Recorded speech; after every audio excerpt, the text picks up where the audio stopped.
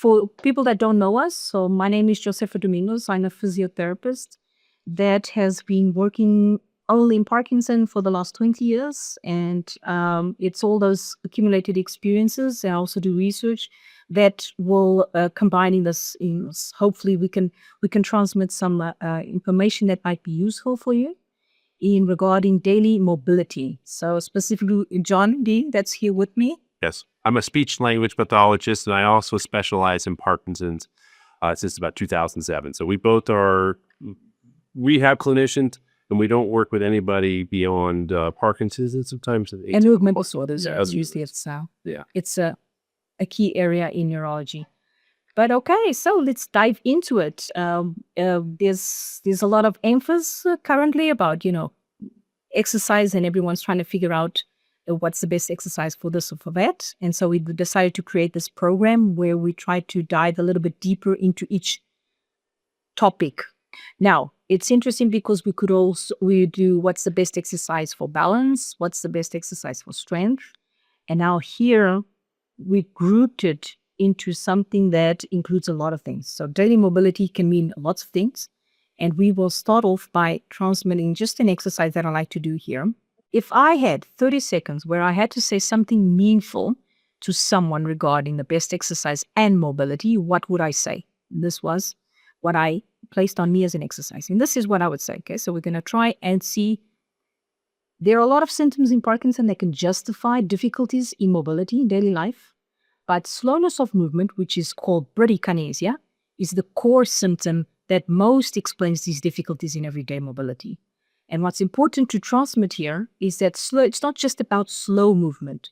Slow movement has 3 features and its characteristics that involve certain ingredients that should be in exercise: amplitude, speed, and rhythm. And for the most important, I would say, message that you will hear throughout the talk is that just like any other symptom, it's any exercise that really mimics the activity that you are trying to improve will be probably the best exercise. If we had to answer such a question, it is really trying to imagine, if I have difficulties standing up from a sofa, me training specifically that activity on your sofa is probably the best type of exercise, right? But we will try to discuss several things, and so coming to our agenda for today, I will just try to put this into context. What do we mean when we're talking about mobility and how it impacts in Parkinson, but in very general sense, and also give you a notion of how it's managed. Commonly when people complain about these difficulties, how do the clinicians handle it? And then obviously I do want to spend more than 45 minutes really focusing on our key question, which is trying to brainstorm about the most beneficial exercises that could help in the complaints of mobility. All good? So we set. I would start off by saying that mobility can mean a lot of things, right? And everything that we do in daily activities can be included into this package that is being targeted as in the research and the clinicians as well. What we see some examples here, just so that we have these in our heads. We have getting up from a bed, getting into the bed, moving around in bed, putting on socks, picking up our keys, going out for a walk, getting out from a couch, getting out from a car. So these are all activities that can be included in this topic of mobility. As you can imagine, it would be quite impossible for us in 1 hour to be precise if we covered them all, right? So what we did, we actually sent out these questionnaires beforehand so that we could get your input on which of the activities would be more relevant for us to dive a little bit deeper. So first of all, I want to appreciate the 48 people that answered the questionnaires, which is really good. Thank you so much. And one of the questions at the end was someone that commented like this: I wonder if you're going to include my questions. And I hope at the end of the session that you will see that we have adapted all the input that you gave us from questionnaires, because it's the only way that we can make these educational talks more relevant to you, to the people that are here with us. Okay, so our top number 1 that came out from the group that answered the questionnaires was standing from a chair or a sofa, specifically low places. Now, as we can see, this is usually a complaint that even happens. It doesn't really not dependent on the stages or the years of Parkinson that you may have. Actually, very early on, this is such a common problem that it could actually be considered almost a diagnostic problem or symptom, right? Yeah, for sure. Like quiet voice. So we will focus on what would be relevant for this situation. The second one that was more highlighted was also what I put into together moving about. And this one includes household chores, cooking, I imagine vacuuming, setting the table, taking out the table. So all the activities that imply that we reach or that we're standing for long periods of time. And I will share with you that we will try to bring exercises for, I'll just touch more briefly on this one because we will be doing another program where we focus on the best exercises for balance and for standing position. Okay, so that we are able to be more precise in information. And then our third that came close with both of them, so scooting and moving in bed. Often a very important complaint because that will affect our sleep quality. And then we have getting in and out of the car. Okay, we'll keep those in mind. And then we had hobbies, so things that people might be doing and feeling difficulties. And then getting in and out of bed. Surprisingly, I thought this one was going to be the scooting in bed was the one that I expected to be worse. And then manual difficulties, which was also relevantly reported here. And then the last one, sitting down. I guess sitting down, in Portugal, we have this saying, all saints help us. So it's it's probably a minor issue. Yeah, so I forgot to say I'm a physiotherapist that works in Lisbon in Portugal. And I collaborate with John from the US. And yeah. Except that he got it from Portugal. You might see some things that are culturally different, but I will hopefully. When you say saints help us, does that mean that the gravity takes over? And yes. Kind of gets down? Like, sure, yeah.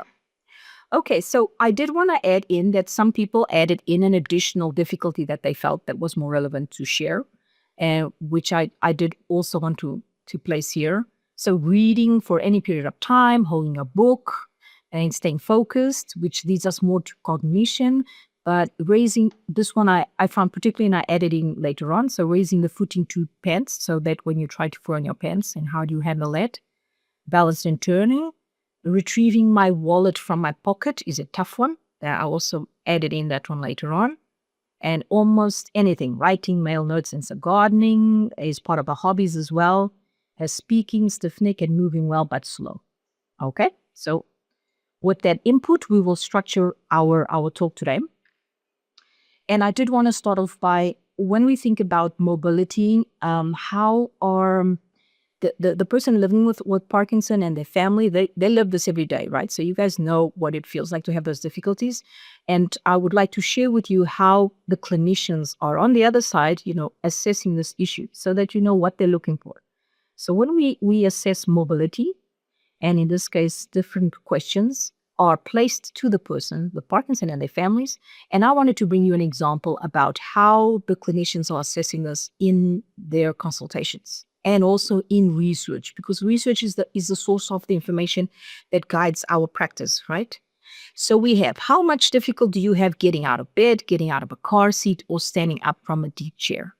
So this is part of one of the most important assessment tools that exist for Parkinson's disease and movement disorders, which is the MDS-UPDRS, which is a Unified Parkinson's Disease Rating Scale. And I just wanted to give you a glimpse of what are the clinicians looking and asking you as well if you are being assessed specifically for these issues. Okay, so you can see different difficulties. And I want to, on the other side, so they will ask you this question, and then after they will observe. So this is the part where they're looking at you and you know what are they looking at.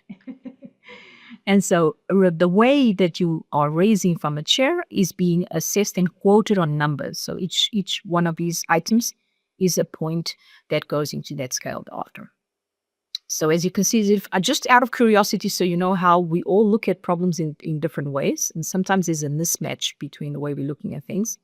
What I want to highlight from this is the key words that will help guide us into why we are talking so much about slow movement, right? So specifically slow or awkward are words that are highlighted here. Move them once. So there's a question of the repetition and the attempt, trying to do it twice, and needing help. So in terms of what we want to look for and to fight against would be that the slow movement, the repetition, and not needing help.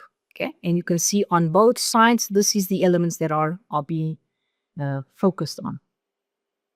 What is included in this word slowness so that we can then create responses that are more precise, right? So slow, because slow, we think it's just about speed, but it's not about speed. There are 3 key elements that you can see in this scale that's also used in the neurology world, where we are breaking down the definition of slow into bradykinesia, into speed, amplitude, and rhythm. Okay, so, and I wanted to show you a video. The video might be slightly slow for you, but so I'm just telling the gentleman you will probably have done this once or at least once in your neurology assessment, where they're asking you for different movements with your hands, and what they are assessing is this bradykinesia that I'm talking about. So they kind of quantify that, how slow the gentleman does it, if the amplitude is lost by the middle or more at the end of the 10 repetitions that are asked, and if there is breakdown. Okay. So there will be an asymmetry from one side being more affected than the other. Typically in Parkinson, this must be present in order to be definite Parkinson. And we can see different breakdowns in the movements. But I'm adding in this one to say something. The doctors might ask you to do these movements, and at the same time, they might ask you to do an additional movement. And what that means, they are adding in an element of cognition. So it's when you do 2 things at once, it will affect this speed. It will affect your rigidity. So they might ask you to open and close one hand, but lifting your other arm at the same time, so they can assess the impact that it is when you do 2 tasks at once. So that means we have an ingredient or a feature that contributes significantly to how I am going to perform my activities. It's not only the slow movement. Okay, so coming to exercise, that's our goal today. We're here. And by this, I really just want to help people understand that when we have to assess the exercises that I'm doing, are they good for my mobility? That means you understand what is supposed to be in those exercises. And that's what I'm hoping to transmit here today, is to help you be able to assess whatever exercises you're doing, if you have these elements and if you can get those elements. Good. Okay, so if we focus on what Parkinson really imposes on us, and so we have the small movement, which means we want to really focus on having the amplitude in whatever exercise we do, the bigness of the movement. We have slow movements, so we want to progress to have speed, which means progress is very important, because once we start doing things, we imagine we're doing our big movements, and the faster we do it, there is a tendency to lose and break down the movement that you saw the gentleman as he was doing with his hands. We know that this will happen, and so we must find a way to be able to guarantee that we are able to keep that amplitude as we also increase the speed. Eventually, we have a compromising exercise where we know that the person loses a little bit of the amplitude, but we are gaining speed. And that's okay, because that's steady activities, right? No one does their washing, picking up big movements of taking the clothes out of the machine, right? We do it in an ordinary amplitude. So we must capacitate people to get to there. The next one was a term that is used so breaking down the hesitations, and I'm going to be challenged to say this, fatigability. It's a big one. And so that's just the fatigue. So the person feeling tired. And so what this requires is we break down the rhythm, right? The element of rhythm that sometimes is underestimated in Parkinson, right? We do hear a lot about it because you hear a lot about dance, right? And how dance is so important and it has all the evidence behind it, and that's true. But if you think about any movement that you do requires rhythm, right? So moving, walking, turning, it's at a certain speed, right? It's a certain amplitude and a certain rhythm. And there's an analog to it with the speech, because when you have more pauses and maybe it's not as even as you would expect, it sounds off. We can hear that it's not correct when it's not, it doesn't have the proper rhythm. Although I would say, but deal with rhythm too, is some of it is momentum. And if you slow it down and break it down, you actually degenerate the actual movement, make it worse. Yeah. So it's an element that we have to think about in exercise as well. When we combine these ingredients, obviously something that you hear even more about is how important it is for us to do aerobic exercise, right? So if you've been listening to talks on exercise, that is always the key element that we're talking about. And I just want to assure you that they're present in a combination of these. So as I do my movements bigger, as I do them faster, as I create a rhythm, I'm working also in terms of aerobic exercise. Yes, you all agree? So as I mentioned before, there's an element that actually breaks this all down, right? Once we start using cognitive resources, the movement is compromised. I do like to add in one more very important, and it's an element that allows us to keep people motivated in exercise, but it also allows us to improve the learning as well, right? So if I'm having fun doing this, right, I will probably endure it longer. So that means I will repeat it more times. And by repeating it more times, I improve longer, let's say, better results. So these are what I define as the key elements that should be in any exercise program. They don't have to be all simultaneously, but we have to be able to build onto it. Let me grab onto an example so that you don't feel that it's completely out of place. Let's think about, how about boxing? Boxing is pretty popular, right? We can do different types of exercises. The process is so diverse. There's so many moments that we can use amplitude, we can use more speed, we can use rhythm. We add in cognition as well, and hopefully people really enjoy it. You agree? You see, so we have one example that really has it all. If you really enjoy dancing, it also has it all. It can have it all, right? Maybe if you do Irish dancing, the amplitude is a little bit different than if you do hip hop, right? So it's the type of movements that will be done that will then define how much of these ingredients are in your, let's say, your dish. Okay, so jumping on to how do people usually deal with these mobility difficulties? And let me give you three guidance. So three things that to keep in mind. One is we have to identify what it is. So if I have to identify what is my difficulty, and I have to try to think, is this a new problem? Is this a problem that they came in slowly? What are the potential causes of the problem? So any new problem that you have or any issue that you're dealing with, it is always very important to understand if there's something that is contributing to this problem. This is a way of thinking and managing any issue that should show up for Parkinson, okay? So what we have is usually immobility itself. We have an increase of the rigidity and the slow movement, the balance. These are the three core elements that integrate what the doctor says, oh, the Parkinsonism is worse, right? So that's when there is a progression of symptoms, and they might say the core symptoms of Parkinson have increased with those scales that they use, right? And then we have other issues that must not be forgotten. For many years, they were slightly forgotten, but it's the non-motor symptoms that can contribute to these mobility problems. So fatigue is pretty obvious. If we're tired, it's very difficult to do anything. Pain. Cognitive issues could be just imagine you have severe, for some reason, the depression got worse, and that interferes with your cognition. So just knowing that it's worth stopping to think, if I'm dealing with something new, is there something that could be contributing? Okay. Now, if I had to leave one key message for this, not going too much into this assessment, so we can get to the exercise, is one of the moments that people most complain about. Oh, I have difficulty taking the first step when I get out of the couch, or I have difficulty in walking or turning, or I have difficulty putting the table. And I say, what did you do before? And it's usually associated to moments where people are very inactive.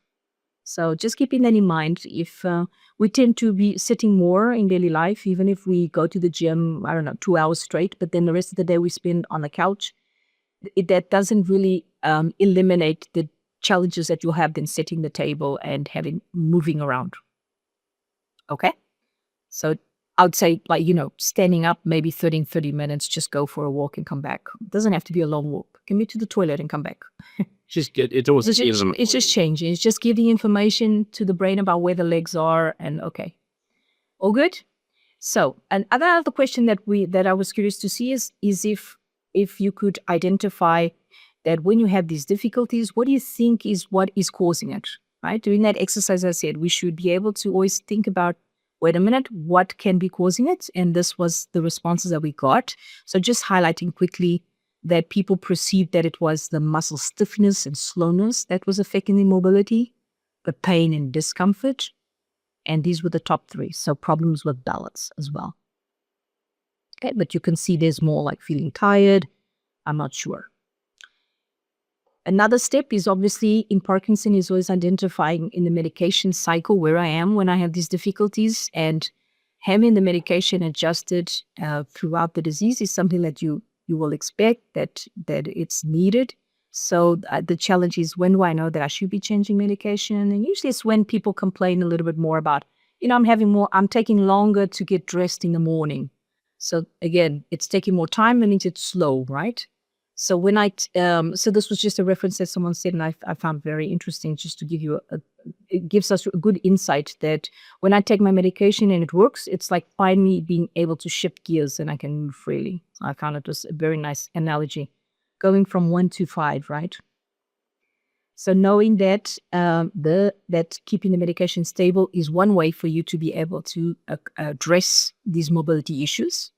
And this is issues that obviously you discuss with your doctor, but just knowing that around the moment where we take the medication is moments that we might have more challenges in the symptoms that have been identified, that you are specifically dealing with more tremor or more slowness, more anxiety. Okay.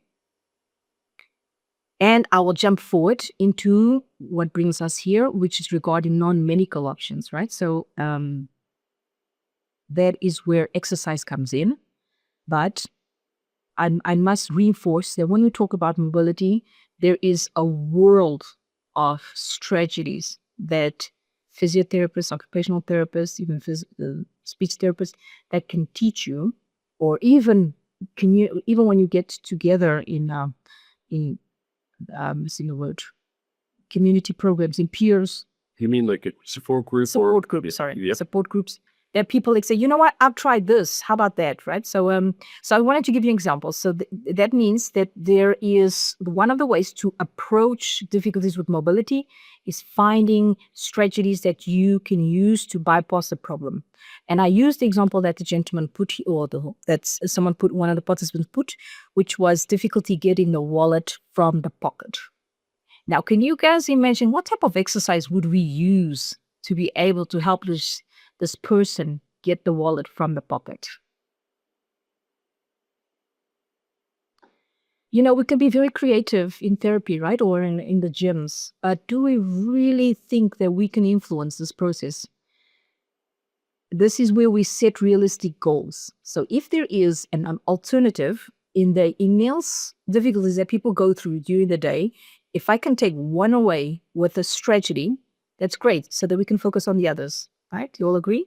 And in this case, the NRC gentleman is wallet. That's what I said.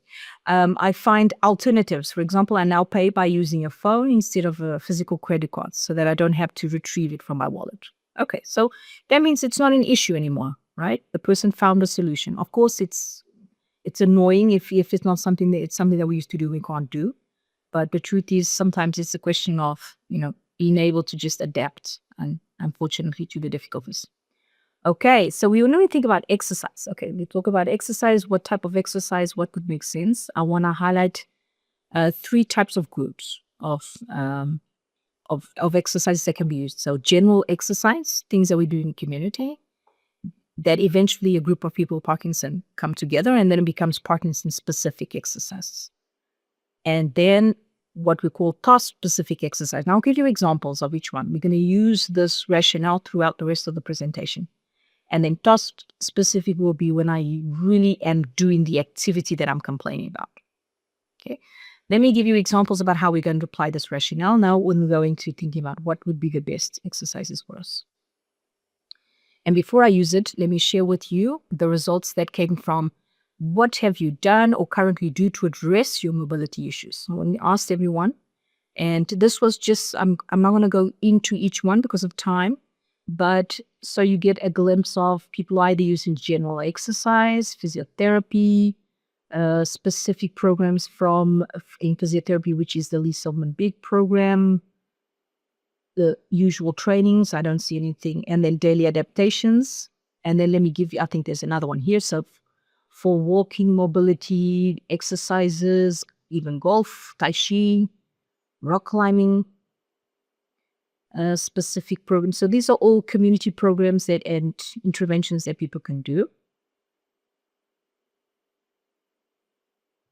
And then we were curious to, okay, if the person could identify one of them that could ultimately help in mobility, what would come out from this? And so which of your activities or exercise do you feel has helped you most for mobility? And this one was a tough one to answer because it was difficult to relate. So I have my exercise routine. I don't know to which point it helps me on my balance. I don't know to which point it helps me on getting up from the couch. And this is the reflection we want to be today.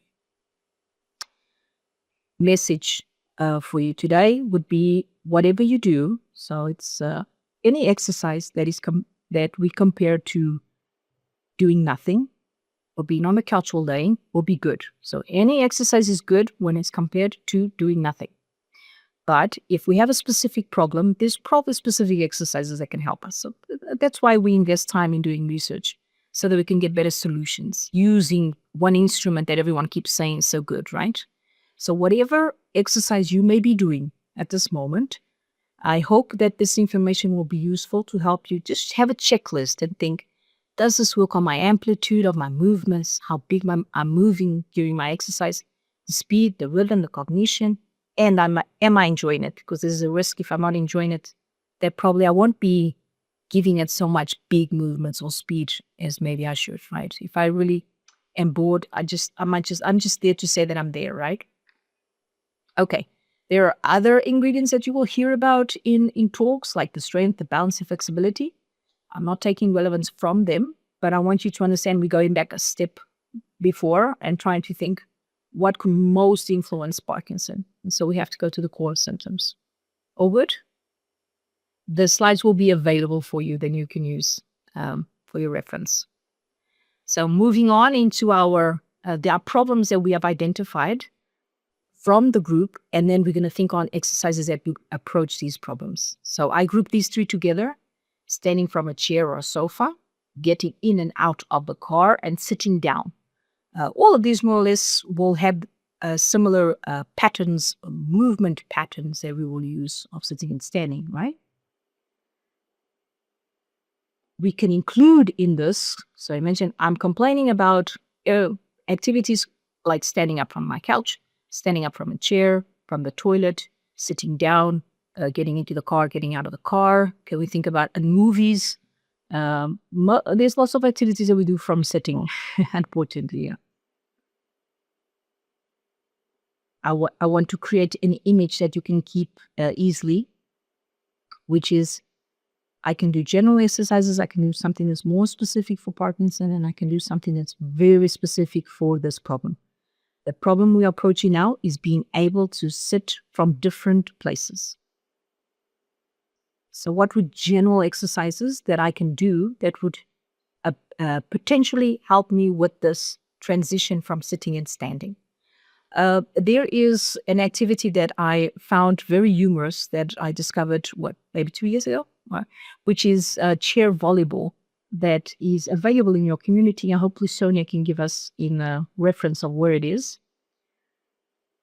which I found even though people are sitting down and they are not allowed by rules to get up, they have the instinct of training the getting up. And so the muscles that we use to get up, usually the levels that we need to push ourselves from a chair, which are hardest, are actually being trained in this. It's very interesting. When we need to push ourselves from the toilet, which is short, Those first moments is the hardest, right? And then once you like 30 degrees, it's fine, right? So I found it very interesting, even though they do not stand up. And I put it adaptive because I hope that someone can allow people to stand up, and that will even be better. I think they actually got points taken off of this. It's available. I think if you are dealing with this, it's something that is actually quite fun. And I think overall it's a very rich activity. And then there's a winner always, which is hydrotherapy. And in every difficulty that you may talk about, hydrotherapy comes out always with more evidence. It has been identified in most outcomes, mood, any balance, and particularly for fatigue. When I think about mobility, I think about the rigidity, I think about the slow movement and how tired people might get doing these transfers. And inside water, we are so free to move. Now, obviously, this is not for everyone, because the trouble of getting into a pool, getting dressed and undressed, has to be placed into this equation, right? And the pleasure and the benefit that you perceive has to be superior to the work that it gives and the risks ultimately of being in these environments. But hopefully this is a potential solution that people can run to use. Now, in the Parkinson communities, I think when we think about something specific for Parkinson, it's been beautiful to see in these last 20 years how many community-based programs have been implemented. And so I think that the closer we can get a program to the person's home, the bigger the probability of the person being able to continuously go and to create a network. So I think it serves so many purposes. It's brilliant. So it's these group interventions that people might get used to it. And I want to give you an example. And here's our friend Nancy doing a brilliant job. Let's try to just look at the movements, and we think, okay, we have the amplitude and we have the speed, we have the rhythm. Would someone say this is dancing? Right? Sometimes we hear music and say, oh no, this is a dance-based class and I don't like dance. And so there's a tendency for us to run away, right? If you're not comfortable. But no, the music, specifically in Parkinson, helps us cue movement and helps us make it more fun as well. So it's an element that can be present, but you can see that the movements are hopefully things that you guys are used to already doing in your classes, right? We can complicate it a little bit more.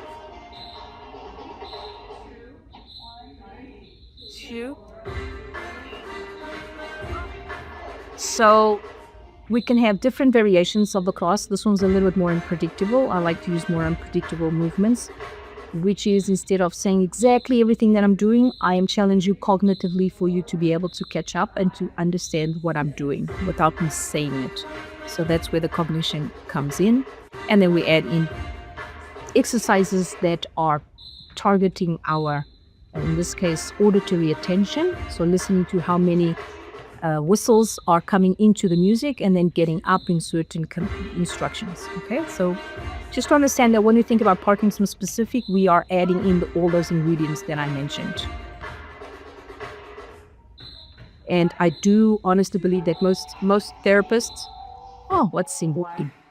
most therapists are already integrating all these ingredients into their exercise programs when they call it Parkinson specific.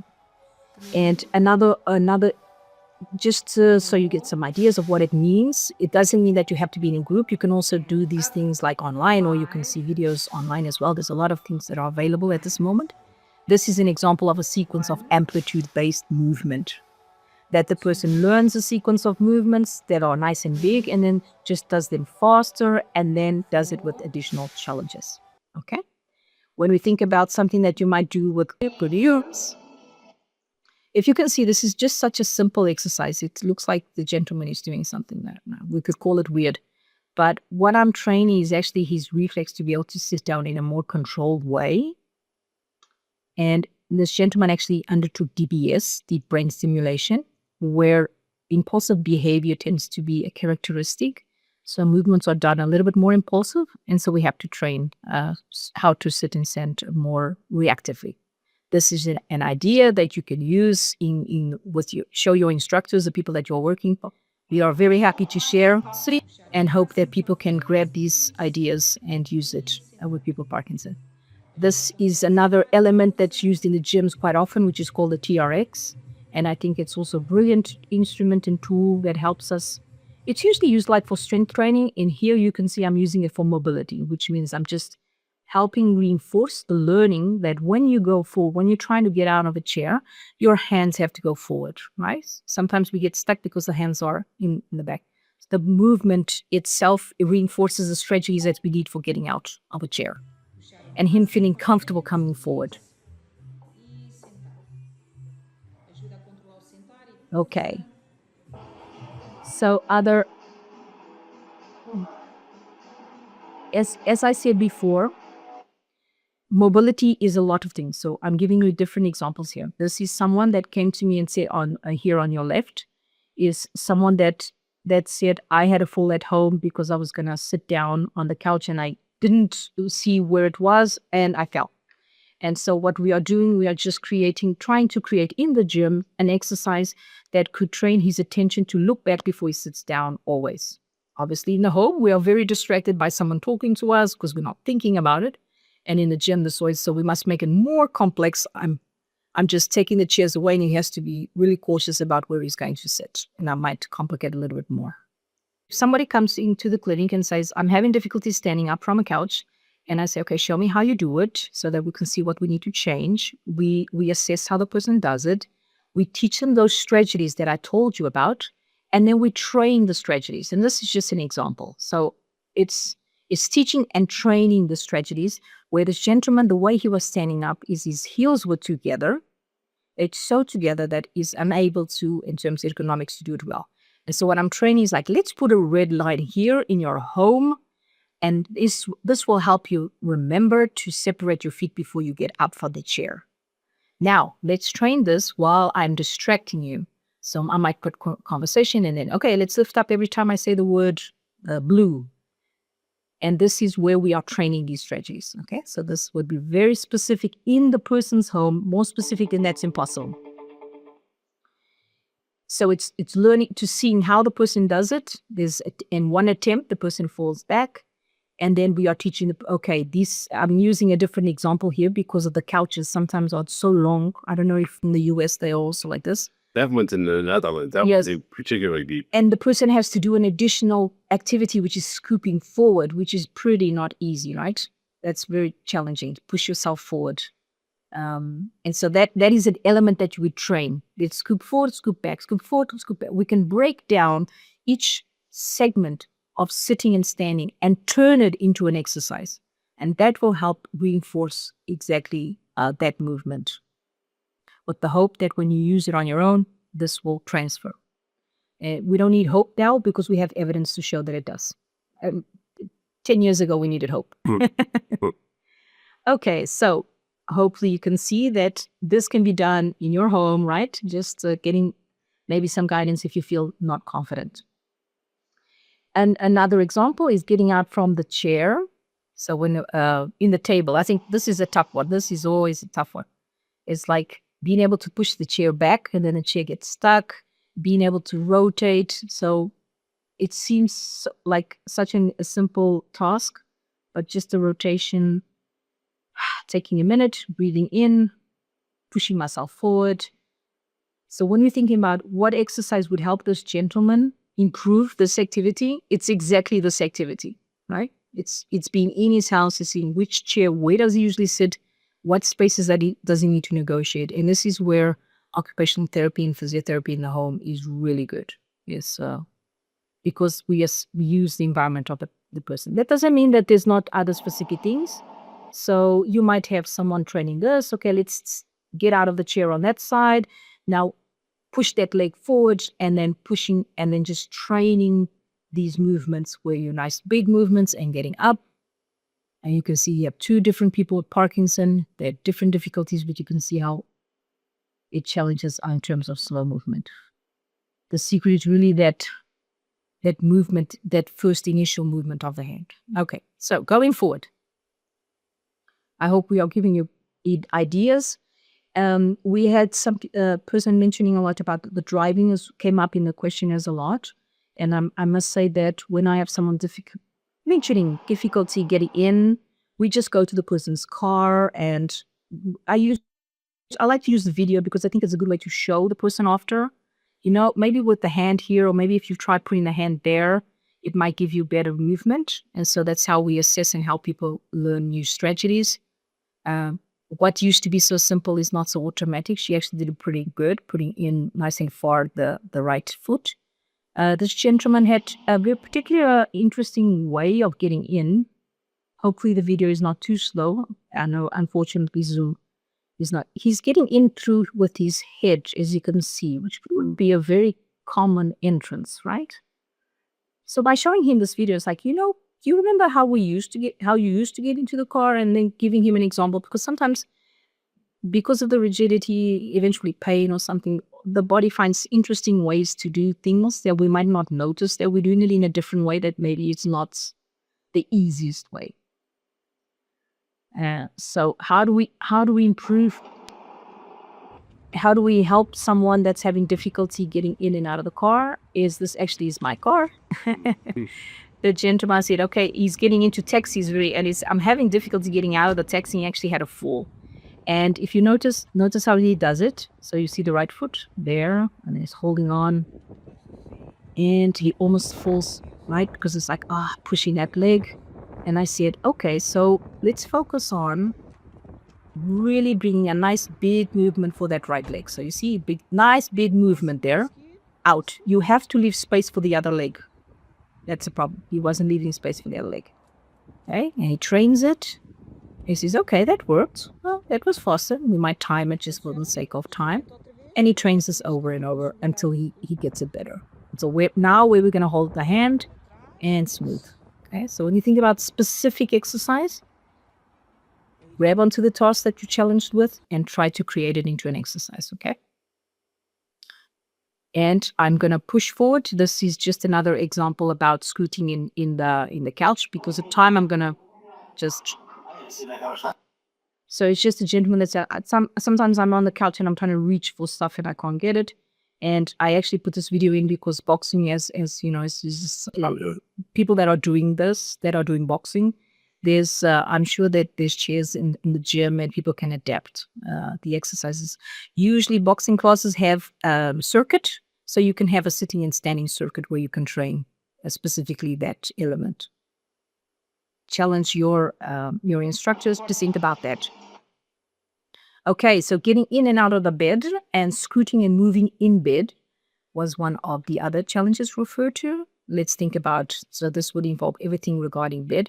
Oh, I did add in a new one that I think we have to start thinking about, which is having your phone in bed, right? Mm-hmm. Hopefully you guys are not doing that, but it's very common now for people to be holding and working with their phones in bed, which brings on a lot of stress for the arms. And so I'm imagining in 5 years, we'll have an exercise for people to improve their capacity to use their phones in bed. Apropos of the movement, it does a lot for interfering with sleep function. I really recommend putting your phone away from your bed.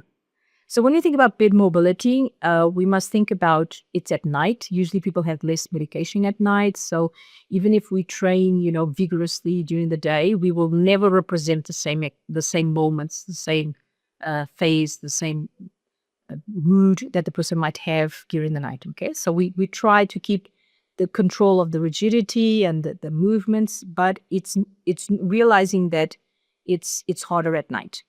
General things that tend to, again, number one, I would say hydrotherapy for sure. So general things, this is not general, I think it's very Parkinson specific. This gentleman actually is a person, everyone here in the videos is people with Parkinson. And so he just adapted the system so he could do some swimming. I think this is a brilliant idea. It's not even a big pool. Or, of course, taking advantage of groups. And I can begin. There's also so much fun associated to you. Since if the person is already having all this trouble to go to the pool, at least add in the socialization, which is really good for our cognition as well. Sure. Social prescription is a really big topic these days in research. Okay, so giving you examples of amplitude movements that you can give the name, can give whatever name. So this could be called, I don't know, maybe a yoga movement, but it could also be a Parkinson Wellness movement. It could also be a big movement.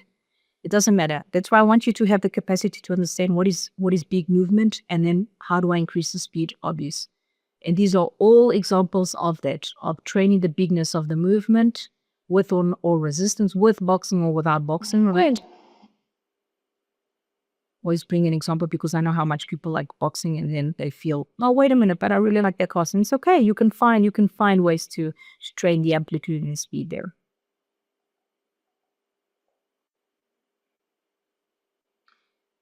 I'll leave you an example to think about in terms of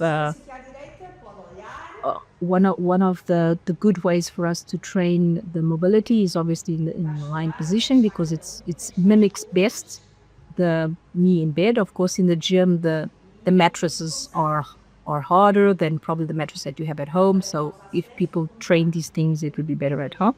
But so that you see, it is possible to train in the gym with some specificity. So the effort that the gentleman does, and especially there on the elbow, you'll see he's doing different movements, is replicating everything that he has to do in bed when he's trying to rotate. And hopefully he sleeps alone and he can have space in bed to do all this, right? Because that's another problem, is if we sleep with someone and then our space is limited.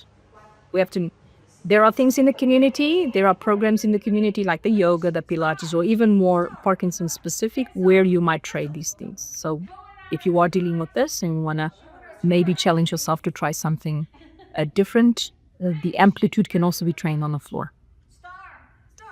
What added cognition? Very specific is the person in his bed and trying to get out.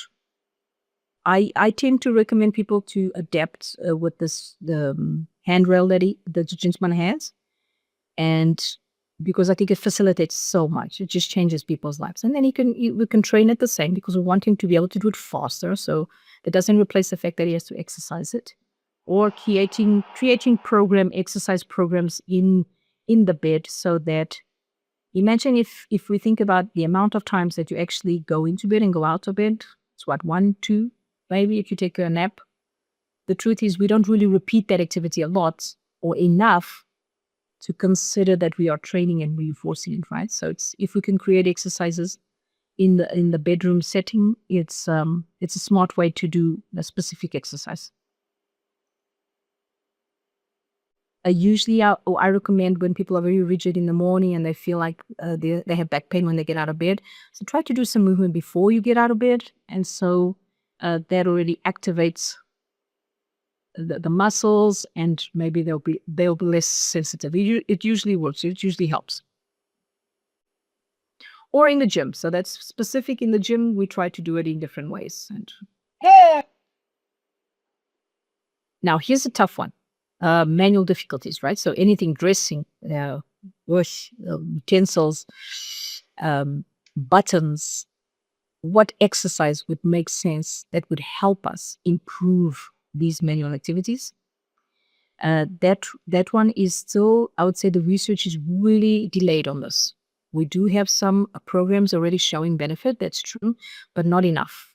I will say, maybe based on my experience, and since the research is limited, based on my experience, I observe things coming out in the community that potentially have a lot of effort to the hand, namely climbing, which is also a program that I know you guys have access to.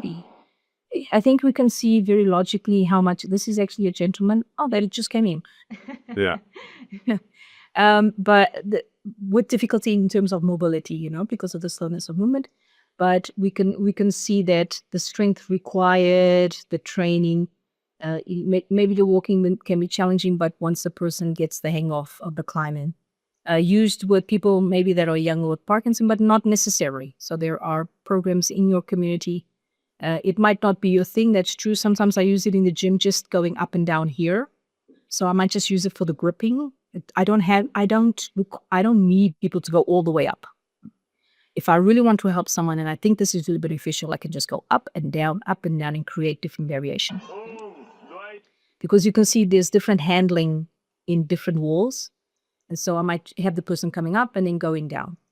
For me, it's really not relevant getting to the top. Hey, let's go. And then obviously, boxing is the use of the hands. So here I am. I want to be able to reinforce some movement to the hands that might control the rigidity and the slowness of movement. And I think the punching, obviously, it's always in a closed position, but hopefully people can also use opening and closing of the hands in between. And it's tended, there is some perception. Someone asked me about tremor. And there's some perception that after exercise, tremor might increase a bit, but the truth then it normalizes. But some people have mentioned that after boxing, they actually think their tremor is better. Still, there's no published evidence about this, but I do hear this often from people with Parkinson. And I think it's about giving information to the hand, right? It's an exercise that somehow we are reinforcing the hands. Another one that has shown benefit over hand function, so with evidence, is Nordic walking and pole walking. Depends on where you are, the words that you use. Because again, biologic, it reinforces, giving information, tactile information to the hands. And that's why it might have some benefit. You can have in exercise classes, you might have the therapist creating exercises at this moment that will help hand coordination.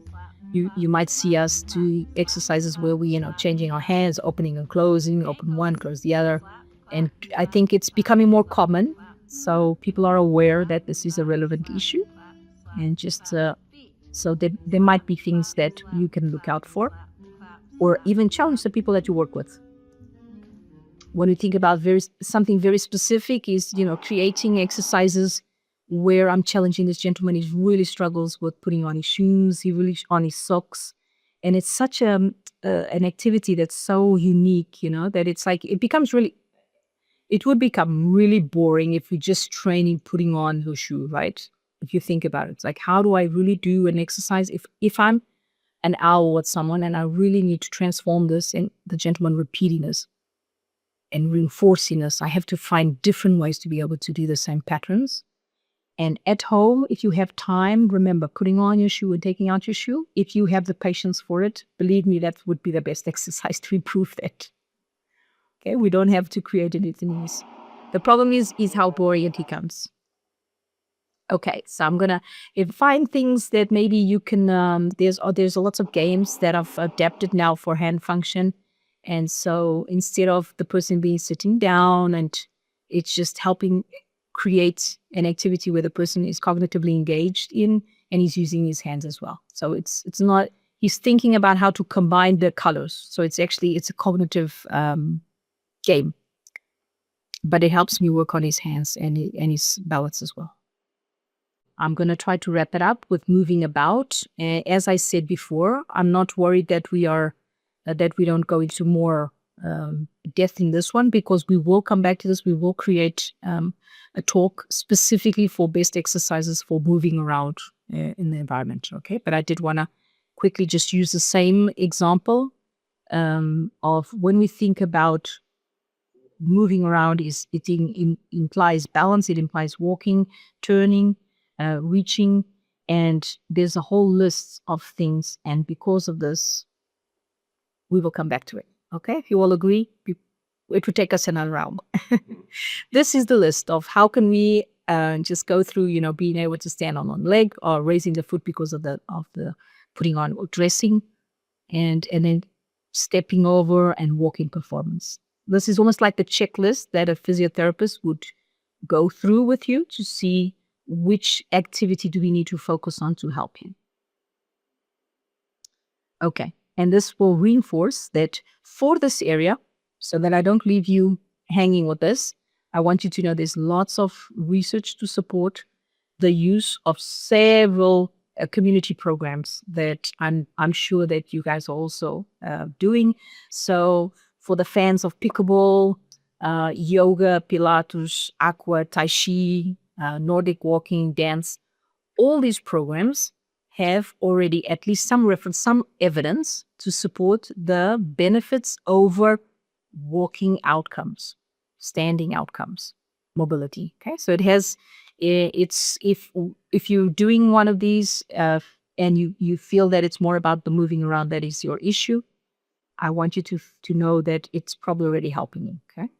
If I really want to help someone improve their walking, maybe in the streets, then I have to go with them outdoor and train with them. If it's in the house, then maybe indoor is better. Okay. So you all know how exercise is important, right? We hope to, with these talks, to give you a little bit more knowledge about how to assess your exercise and if you are getting the right ingredients into it.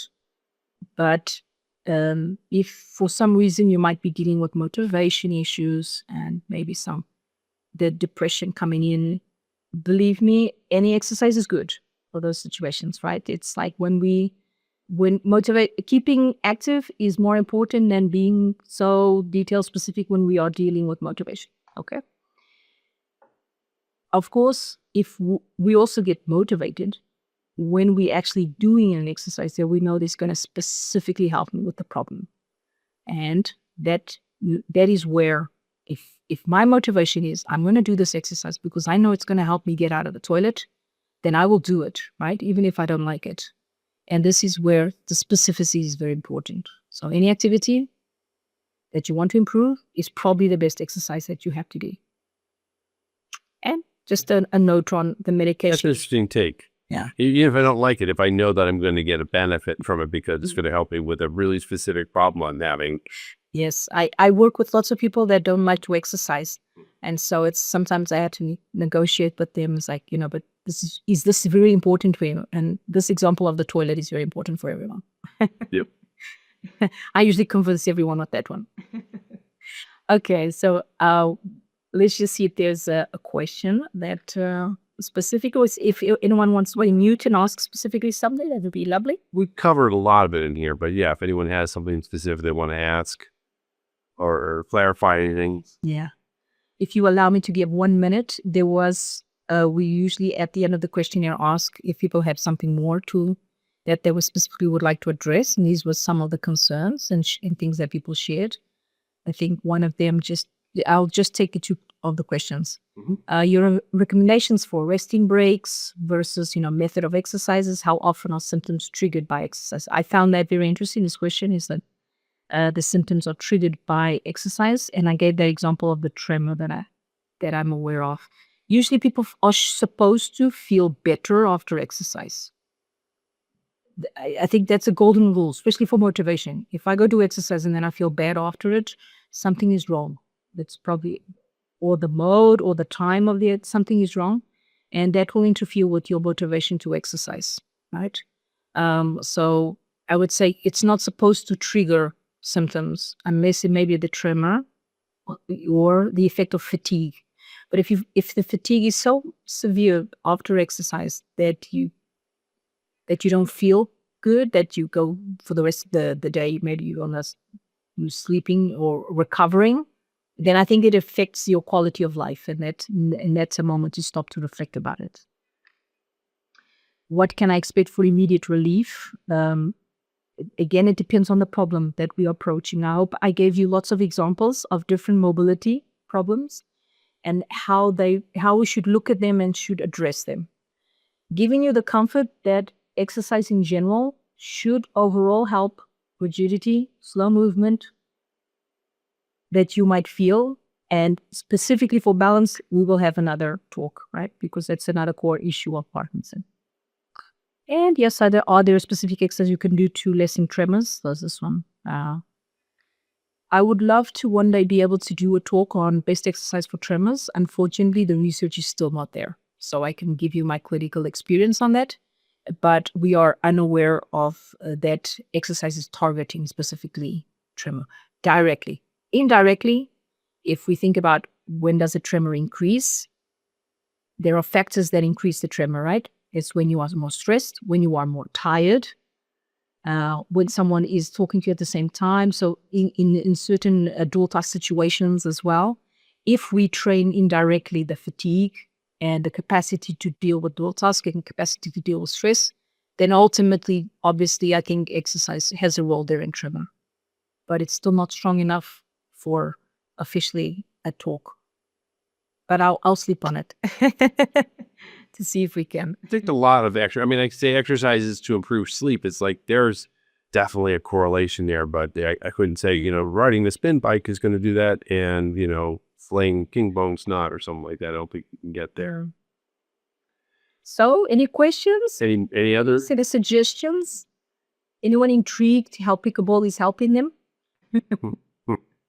It's taking over the world. I know it helps me. Yeah.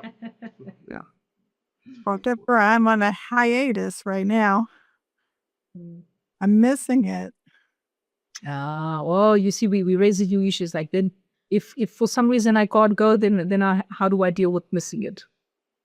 I've got a suggestion. Mm-hmm. I've just been diagnosed with Parkinson's disease, and I've just started going to Parkinson's dance classes a couple of weeks, and they are super. They have one in Ashburn, Virginia here every Monday at 11 a.m. You go there, they play music, and you're getting the things you mentioned, like amplitude. You're having to tap your feet so many times. You're listening to music. But what makes it so much better than physical therapy is you're doing it with music, and your body is gearing more towards it in your mind. So if anybody can attend Parkinson's for dance classes, I'm going to free classes, and it's taught by a lady who's done ballet for 40 years. Go to the dance classes, the music. I don't dance, but I go to the class, and I'm learning. They're doing it with chairs, and they're doing it with bars, and you're sometimes just standing. But at the end of it, after an hour, it goes by so quick, and you feel a lot better. So anyway, dance for Parkinson's, I like it. You're not going to get any argument from her. Yes, there's things that I always say work always well, which is the music and with movement.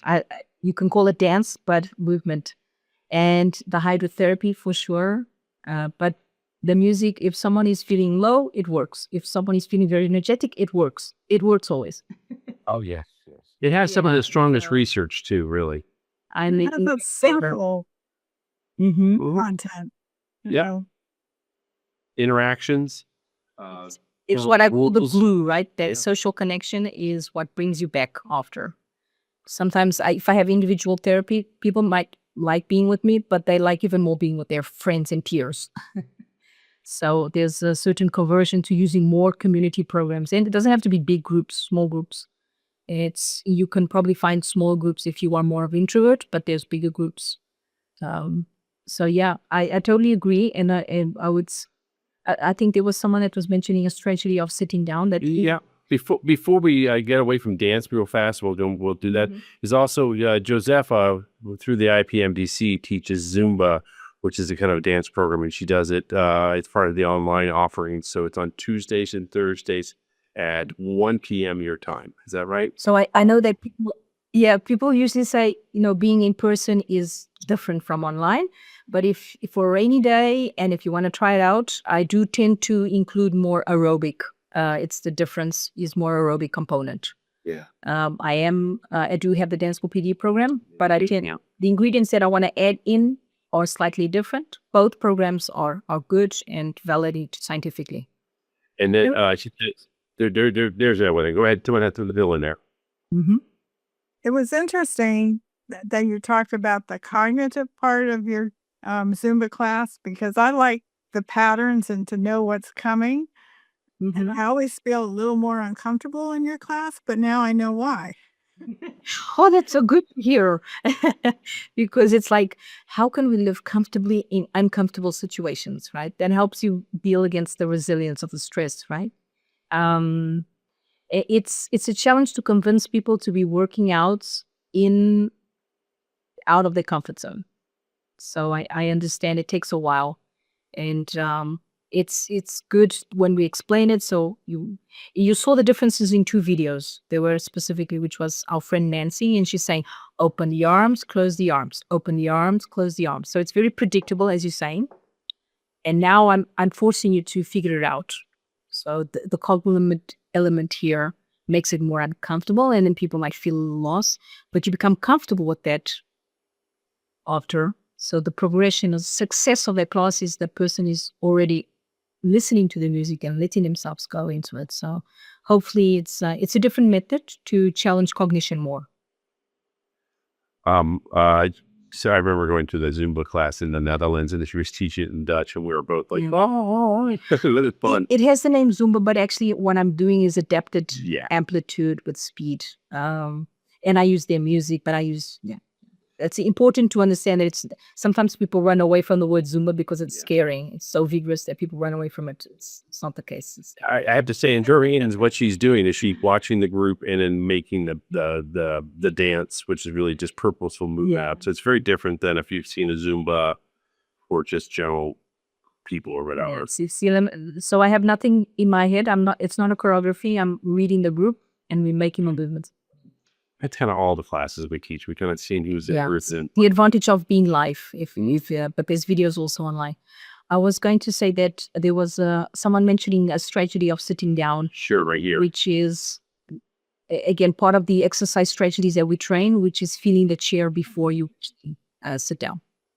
I think that's what I reckon. Yeah. I got another, just a quick little note in here. Someone wanted me to mention that we're coming into town. We're going to be going to a conference for the International Parkinson's and Movement Disorder Society. And after that, we'll be coming back to Virginia. We're going to do a live program on Friday. I believe it's Friday the 10th. And it's a live program, kind of like we do online, but with people all the same. It's what we did before we did it. And I just wanted to mention it because Inova, who is hosting us here today, is the sponsor for that. So if anyone's interested, it's a chance to catch up with us and see us in person and doing a lot of these kind of exercises live, and also see the people you see in class. So if you have questions about that, you can send me an email. I'm sorry, I just wanted to mention it, and I want to make sure I didn't forget. Good. We got one more here to make sure. Yeah. It's like, got a lot of punch. It was Teresa with jumping up today. Yeah. So going in line with what Tony said, sometimes it surprises me this. So today I was doing something that I organized 3 movements, and then suddenly the music was just so empowering that I'm just doing chaos. And you know what? Everyone started doing chaos. And that was amazing to see that even the slowest chaos is still aerobic exercise. It's very surprising to see the reactions. So thank you, Teresa. Mimics. Yes. So everyone, did you find the information useful? Hopefully you can take something back and reflect a little bit, and it's helpful in your daily exercise routines.